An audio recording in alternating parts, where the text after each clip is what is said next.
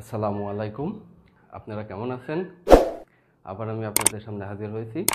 আজ আমি যে বিষয়টা নিয়ে আপনাদের সামনে এসেছি সেই বিষয়টা হচ্ছে জ্যামিতির বিষয়, জ্যামিতির সংজ্ঞাবলী। যে কারণে বাচ্চারা আমাদের জ্যামিতিতে অনেক দুর্বল হয়, জ্যামিতির সংজ্ঞা ভালো করে বোঝে না, মুখস্থ করে না, জানে না, সেই কারণে জ্যামিতিতে খুব দুর্বল হয়। বাচ্চারা সবাই বলে যে স্যার আমি জ্যামিতিতে দুর্বল, আমি বুঝি না। কিন্তু এর মূল কারণটা হচ্ছে জ্যামিতির সংজ্ঞা। জ্যামিতির সংজ্ঞা, কোন বাহু কেমন, কোন কোণ কেমন, তারপরে কোন ত্রিভুজটা কেমন, তার ক্ষেত্রে লম্ব কোনটা, ভূমি কোনটা, এগুলো সব কিছুই জানতে হবে।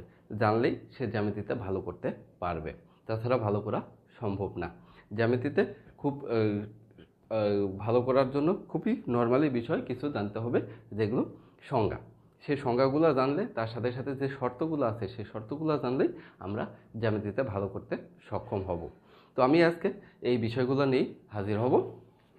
তো জ্যামিতির সংজ্ঞা, প্রথমেই বলি জ্যামিতির সংজ্ঞা। জ্যামিতির সংজ্ঞা এটা অনেকেই জানে, অনেক ছোটো ক্লাস থেকে এটা শেখানো হয়। আমি এই বিষয়গুলা খুব একবারে প্রাথমিক জিনিস থেকে শেখাবো, এবং এই জিনিসগুলা অনেকগুলো পার্ট আকারে দেব। জ্যামিতির অনেক বেশি বিশাল পরিমাণ হচ্ছে সংজ্ঞা থাকে, সেই সংজ্ঞাগুলো একদিনে সম্ভব নয়। তো এটা আমি পার্ট পার্ট আকারে আপনাদের সামনে দেব। তো জ্যামিতির সংজ্ঞা প্রথমেই বলি। জ্যা অর্থ ভূমি আর মিতি অর্থ পরিমাপ। তো আমরা স্বাভাবিকভাবে এখান থেকে বুঝতে পারতেছি ভূমির পরিমাপটাই হচ্ছে জ্যামিতি।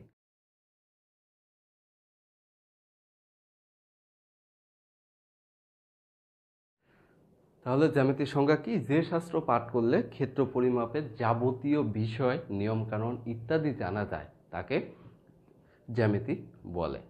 জ্যামিতিকে আবার স্থানভিত্তিক বিজ্ঞানও বলা হয়। জ্যামিতিকে কি? স্থানভিত্তিক বিজ্ঞান। কারণ জ্যামিতি জিনিসটাই হচ্ছে কোনো কিছুর পরিমাপ করা, এই জন্য জ্যামিতিকে স্থানভিত্তিক বিজ্ঞানও বলা হয়। জ্যামিতি দুই প্রকার বা দুই ভাগে ভাগ করা হয়েছে। একটা হচ্ছে ব্যবহারিক জ্যামিতি, একটা হচ্ছে তত্ত্বীয় জ্যামিতি। তো ব্যবহারিক জ্যামিতির মধ্যে জ্যামিতির যে অংশগুলো বা যে শাস্ত্র পাঠ করলে কোণ, চিত্র, কোণ, ভূমি ইত্যাদি অঙ্কন করার কৌশল আয়ত্ত করা হয় তাকে কি বলা হয়? ব্যবহারিক জ্যামিতি বলে।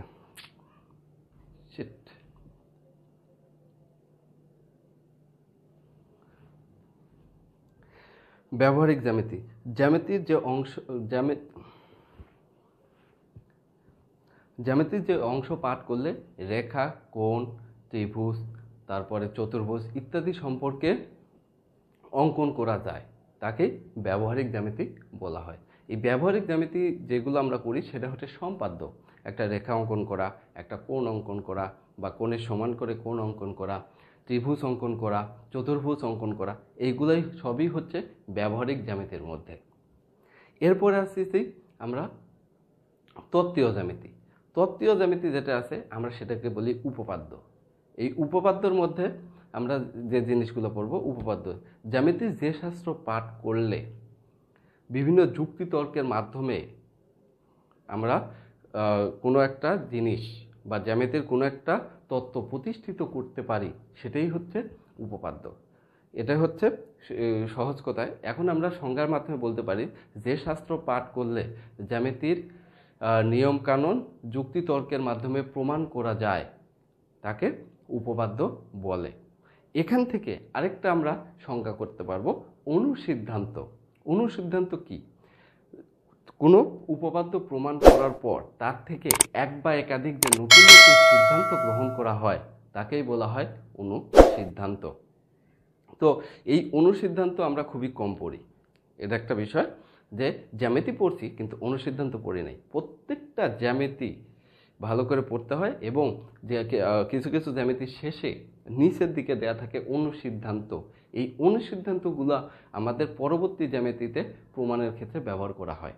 এই জন্য আমাদের জ্যামিতি যতটা পড়ার দরকার, উপপাদ্যগুলো যতটা পড়ার দরকার, আর অনুসিদ্ধান্তগুলোও ঠিক ততটাই পড়ার দরকার। এরপরে আসবো আমি বিন্দু। জ্যামিতির যে সংজ্ঞাগুলো, বিন্দু, এই একটা হচ্ছে বিন্দু, এটা আমরা সবাই জানি, এটা হচ্ছে একটা বিন্দু। বিন্দুর মধ্যে আছে যার শুধু অবস্থান আছে, এটা শুধু একটা অবস্থান আছে, কিন্তু নির্দিষ্ট দৈর্ঘ্য, প্রস্থ, উচ্চতা কিছুই নেই, তাকে বিন্দু বলে। এটার শুধু একটা অবস্থান আছে বা দৈর্ঘ্য, প্রস্থ, উচ্চতা কিছুই নেই, সেটা হচ্ছে বিন্দু।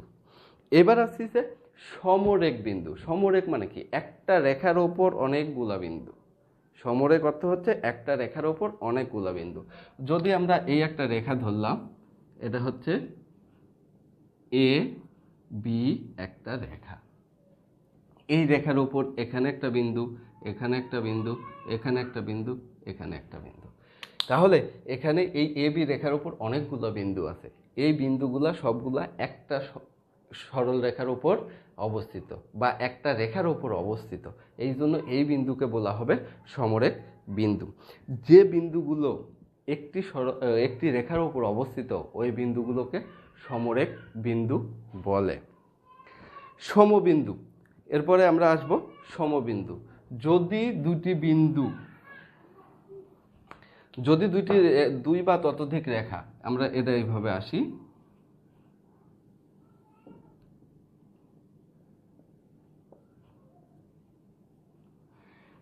এখানে যদি দুই বা ততোধিক সরলরেখা একটা বিন্দু দিয়ে গমন করে বা একটা বিন্দুতে ছেদ করে, তাহলে ওই ছেদ বিন্দুকে বলা হয় সমবিন্দু। তাহলে কি বলতেছে? যে দুই বা ততোধিক সরলরেখা যদি একটি বিন্দুতে মিলিত হয় বা ছেদ করে, যেটা বলা যায় মিলিত হয় বা ছেদ করে, তাহলে এই বিন্দুটাকে বলা হবে সমবিন্দু। আচ্ছা, এরপরে আমরা করব রেখা। রেখার আমরা তো জানি, এই যে একটা রেখা, এর আগে আমরা রেখা কথাগুলো অনেকগুলো বলে ফেলছি। রেখা একটি বিন্দু উভয় দিকে যদি চলমান হয়, একটি বিন্দু যদি উভয় দিকে চলমান হয় এবং কোথাও না থামে, তাহলে সেটাকে রেখা বলে। একটি বিন্দু উভয় দিকে চলতে থাকলে যে পথের সৃষ্টি হয়, সেই পথকেই রেখা বলে। রেখা, এখানে আমি দুটো শর্ত বলতে পারি। শর্ত হচ্ছে রেখার একটি মাত্র মাত্রা আছে, এই যে রেখা এটা আমি ধরলাম, এর একটি মাত্র মাত্রা আছে এবং দুইটা চলমান, তীর চিহ্ন যেখানে দেয়া থাকবে সেটার দ্বারা বোঝায় চলমান, এটা দুই দিকে চলতে থাকবে। আর আরেকটা আছে যে রেখার কোনো প্রান্তবিন্দু নেই। রেখার কি নেই? কোনো প্রান্তবিন্দু নেই। এই তীর চিহ্ন দেয়া থাকলে বোঝা যাবে যে এটার কোনো নির্দিষ্ট প্রান্তবিন্দু নেই, এটা উভয় দিকে চলমান। রেখা আবার হচ্ছে দুই প্রকার, একটা হচ্ছে সরল রেখা, একটা হচ্ছে বক্ররেখা। সরল রেখা, কোনো বিন্দু উভয় দিকে চলতে থাকলে যদি তারা দিক পরিবর্তন না করে, যে পথের সৃষ্টি করে, তাকে সরল রেখা বলে। এটা একটা সরল রেখা, এই বিন্দুটা এই দিকেও চলমান, এই দিকেও চলমান এবং তীর চিহ্ন দ্বারা বোঝানো হচ্ছে দুইটা চলমান এবং কোথাও দিক পরিবর্তন করবে না, সেটাই হচ্ছে সরল রেখা। আরেকটা আছে বক্ররেখা। বক্ররেখা যে রেখার উভয় দিকে চলমান কিন্তু এতে কোনো দিক পরিবর্তন করে। তাহলে সরলরেখাটার বিপরীতে কি বলতে পারি? যে বিন্দু উভয় দিকে চলমান এবং বিভিন্ন দিকে দিক পরিবর্তন করে যে পথের সৃষ্টি করে, তাকে বক্ররেখা বলে। এবার আমরা আসব রেখাংশ, রেখার অংশ। রেখাংশটা হচ্ছে আসলে রেখার একটা অংশ, যে কোনো অংশ হতে পারে। এখান থেকে এইটুকু একটা অংশ হতে পারে, এইটুকু একটা অংশ হতে পারে, এখান থেকে এইটুকু একটা অংশ হতে পারে, এটাকে আমরা বলবো রেখার অংশ। এই রেখাংশ, তাহলে রেখার যে কোনো অংশকে রেখাংশ বলে। রেখাংশের দুইটা কথা বলবো। এই রেখাংশের ক্ষেত্রে মাত্রা একটি, এর প্রস্থ, উচ্চতা বা বেধ নেই এবং রেখাংশের দুইটা প্রান্ত বিন্দু স্থির। আমরা যদি এইটুকু কেটে দেই, এখান থেকে এখান থেকে এটা কেটে দেই, তাহলে বুঝতেই পারতেছি এই বিন্দু আর এই বিন্দু স্থির, এখানে কিন্তু কোনো তীর চিহ্ন নেই, এই জন্য এই বিন্দুটা হচ্ছে স্থির। তা এরপরে আসবে হচ্ছে রশ্মি। একটি বিন্দু থেকে কোনো একটি বিন্দু থেকে উৎপন্ন হয়ে একদিকে চলমান, একটি বিন্দু হতে উৎপন্ন হবে এবং একদিকে চলমান হবে, তাহলে সেটাকে রশ্মি বলা যায়। ঠিক আছে, এটা ছাড়া আমরা আরেকটা ভাষায় বলতে পারি, যে রেখাংশের একটি প্রান্ত চলমান তাকে রশ্মি বলে। যে রেখাংশের একটি প্রান্ত চলমান তাকে রশ্মি বলে। এখান থেকে এখান থেকে শুরু হয়েছে, এই প্রান্তটা চলমান, এই জন্য এটাকে বলা হবে রশ্মি। তাহলে এখান থেকে আমরা তিনটা পার্থক্য আমরা করতে পারবো, সেটা হচ্ছে এটা হচ্ছে রশ্মি, এটা হচ্ছে রেখাংশ, আর এটা হচ্ছে সরল রেখা। তাহলে সরল রেখার দুই প্রান্ত চলমান, রশ্মির এক প্রান্ত স্থির আর এক প্রান্ত চলমান, আর রেখাংশের দুইটা প্রান্তই স্থির। এটাই হচ্ছে পার্থক্য। এরপরে আসছে তল। তল কোনগুলো? আমরা সাধারণত বলবো তল, এটা একটা তল বলা যেতে পারে, বা এটা একটা তল বলা যেতে পারে। কোনো কিছুর উপরিপাশ, নিচ পাশ বা পাশের সাইডের যে ইয়েটা পাশ থাকে সেটাও পাশ, এগুলো প্রত্যেকটাকেই বলা হবে তল। এই প্রত্যেকটাকেই তল বলা হবে। এই তল, এখন তলের মধ্যে আবার ভাগ আছে সমতল, অসমতল। সমতল কোনগুলো? যে তল কোথাও উঁচু বা নিচু নয় সেটাকে সমতল বলে। যেমন এই বোর্ডটার কোথাও উঁচু নিচু নয়, এটা হচ্ছে সমতল। আবার অসমতল, যে তলের কোথাও উঁচু কোথাও নিচু তাকে অসমতল বলে। অসমতল আমি বলতে পারি এই তলটাই বলতে পারি, এখানে কোথাও নিচু আছে কোথাও উঁচু আছে, এটা হচ্ছে অসমতল। এবার আসছে ঘনবস্তু। ঘনবস্তু আমরা খুব আমাদের দৈনন্দিন জীবনে খুব ব্যবহার্যযোগ্য, এটাও একটা ঘনবস্তু, এটাও একটা ঘনবস্তু। এটা ঘনবস্তুর মধ্যে একটা পার্থক্য আছে, টিউব আকারের, যেটাকে বলে গোলক, গোলক না, বেলুন। আর এটা হচ্ছে অরিজিনাল একটা ঘনবস্তু, এর দৈর্ঘ্য আছে, প্রস্থ আছে, উচ্চতা আছে। এইভাবে যদি আমি ধরি, এটা হচ্ছে দৈর্ঘ্য, এটা হচ্ছে প্রস্থ, আর এটা উচ্চতা ধরা যায়। দৈর্ঘ্য, প্রস্থ, উচ্চতা থাকে, যে ঘনবস্তুর দৈর্ঘ্য, প্রস্থ, উচ্চতা থাকে তাকেই ঘনবস্তু বলে। এবার সমতল বিন্দু। সমতল বিন্দু, এই সমতল, একটি সমতলের উপর অবস্থিত যে কোনো বিন্দুটাই হচ্ছে সমতল বিন্দু। এই সমতলের উপর, এই বোর্ড একটা সমতল, এই সমতলের উপর যে কোনো একটা বিন্দু, এটাই হচ্ছে দুইটি রশ্মি একটি বিন্দুতে মিলিত হলে মিলিত স্থানে রশ্মি দুইটা যে আকার ধারণ করে সেই আকারকেই কোণ বলে। স্বাভাবিক কথা এটা। এছাড়া আমরা আরেকটা জানি যে দুটি রশ্মি একটি বিন্দুতে মিলিত হলে মিলিত স্থানে একটি কোণ উৎপন্ন করে। তাহলে এই একটা বিন্দু, এখানে বিন্দু থেকে এই একটা রশ্মি গেছে, এই একটা রশ্মি, তাহলে এই দুই, এখানে এ বি একটা রশ্মি আর বি সি একটা রশ্মি, এই এ বি এবং বি সি রশ্মি দুইটা বি বিন্দুতে মিলিত হয়েছে, তাহলে এখানে একটা আকার তৈরি হয়েছে। এই আকারটাকে বলা হবে কোণ, বা মিলিত স্থানে একটি কোণ উৎপন্ন হয়, এটা বলতে পারি। এখন এখানে কোণের দুইটা বাহু থাকে, কোণের দুইটা বাহু, এই একটা বিসি একটা বাহু আর এ বি একটা বাহু। তাহলে কোণের বাহু কয়টা? দুইটা, বিসি আর এ বি। আরেকটা আমরা বলবো কোণের শীর্ষবিন্দু। কোণের শীর্ষবিন্দুগুলো কি? দুইটা রশ্মি যে বিন্দুতে মিলিত হয় সেই বিন্দুটাকেই শীর্ষবিন্দু বলে। দুইটা রশ্মি, এই এ বি এবং বিসি রশ্মি দুইটা বি বিন্দুতে মিলিত হয়েছে, এই জন্য এ বি সি কোণের শীর্ষবিন্দু হচ্ছে বি। এ বি সি কোণের শীর্ষবিন্দু হচ্ছে বি। এরপরে আমরা আসবো সন্নিহিত কোণ। সন্নিহিত কোণ, সন্নিহিত কোণের মধ্যে যদি দুটি কোণের শীর্ষবিন্দু একই হয়, যদি দুটি কোণের শীর্ষবিন্দু একই হয় এবং কোণ দুটি একটি সাধারণ বাহুর উভয় পাশে অবস্থান করে বা দুই পাশে অবস্থান করে, তাহলে কোণ দুটিকে সন্নিহিত কোণ বলে। যেমন এখানে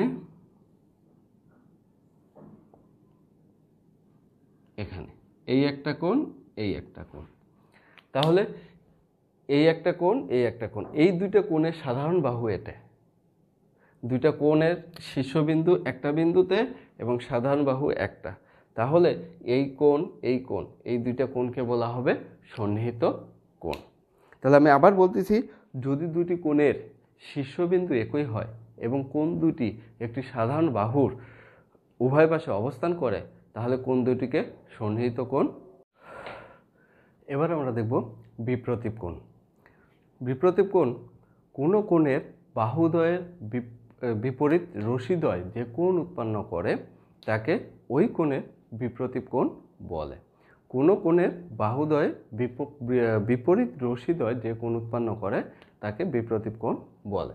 যদি আমরা এই জিনিসটা চিন্তা করি, এটা একটা কোণ, এটা একটা কোণ। এই বাহুর বিপরীত রশ্মি হচ্ছে এটা, আর এই বাহুর বিপরীত রশ্মি হচ্ছে এটা। তাহলে এই কোণের জন্য এখানে আরেকটা কোণ উৎপন্ন হয়েছে, তাহলে এই কোণটাকে বলা হবে এই কোণের বিপ্রতীপ কোণ। এই কোণের এই কোণটাকে বলা হবে বিপ্রতীপ কোণ। কার? এই কোণের।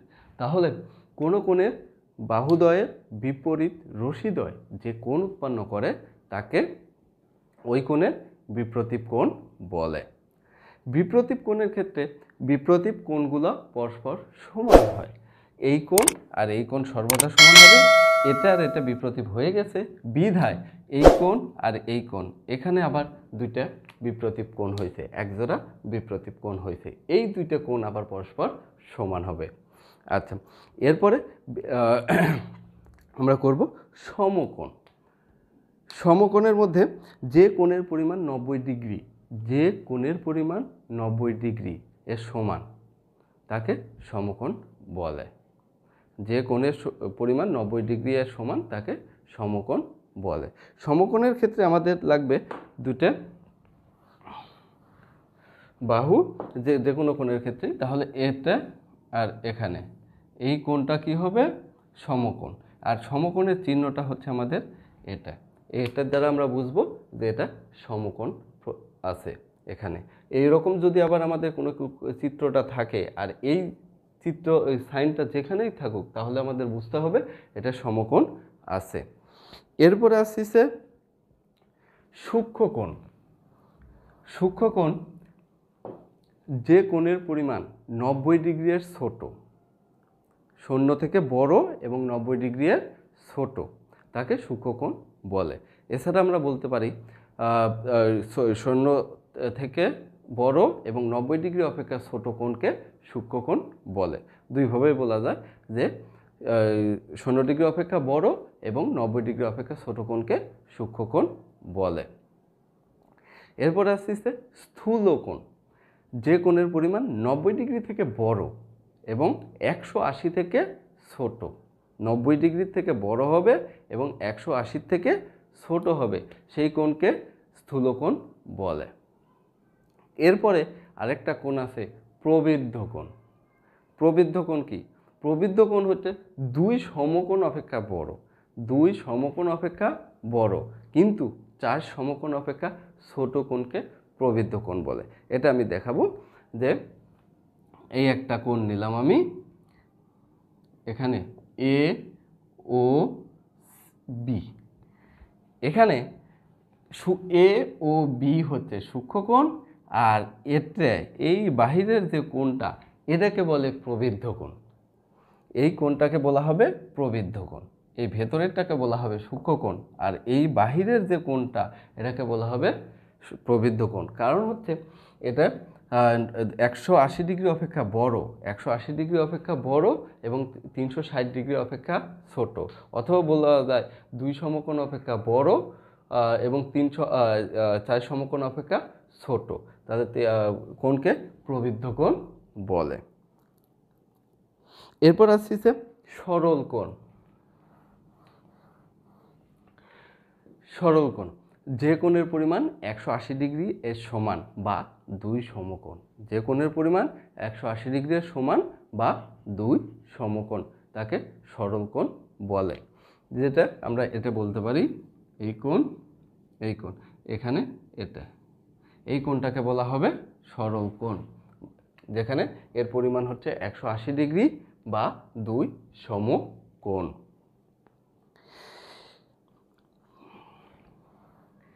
এরপরে আসবো আমরা পূরক কোণ। এরপরে আসবো পূরক কোণ। তো পূরক কোণ কাকে বলে? যদি দুটি কোণের সমষ্টি, এছাড়া আবার বলা যেতে পারে যদি দুটি সন্নিহিত কোণের সমষ্টি, দুইটাই বলা যায়, দুইটাই হয়। তাহলে যদি দুটি কোণের সমষ্টি 90 ডিগ্রির সমান হয় তাহলে কোণ দুটিকে একটি অপরটির পূরক কোণ বলে। যদি দুটি কোণের সমষ্টি 90 ডিগ্রি এর সমান হয় তাহলে কোণ দুটিকে একটি অপরটির পূরক কোণ বলে। যে আমরা যদি এই কোণটা ধরি,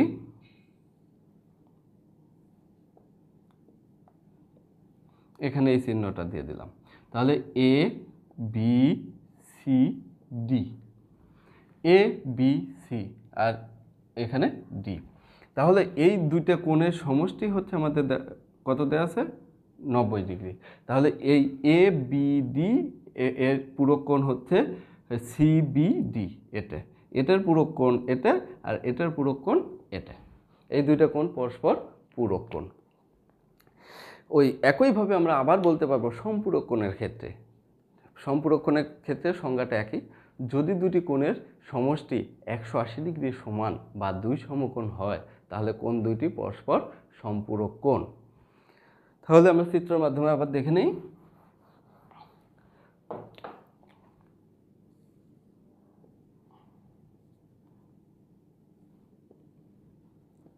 এ বি সি ডি, এখানে এ বি সি এটা একটা সরল কোণ আর এই টোটাল কোণ। তাহলে এই দুইটা, এই কোণ আর এই কোণ, এই দুইটা কোণের সমষ্টি হচ্ছে 180 ডিগ্রি। এই দুইটা কোণের সমষ্টি কত? 180 ডিগ্রি। এই জন্য এ বি ডি এর সম্পূরক কোণ হচ্ছে ডিবিসি। আবার সিবিডি বা ডিবিসি এর সম্পূরক কোণ হচ্ছে এবিডি। এইগুলাই। এরপরে আমি পড়াবো হচ্ছে একান্তর কোণ আর অনুরূপ কোণ।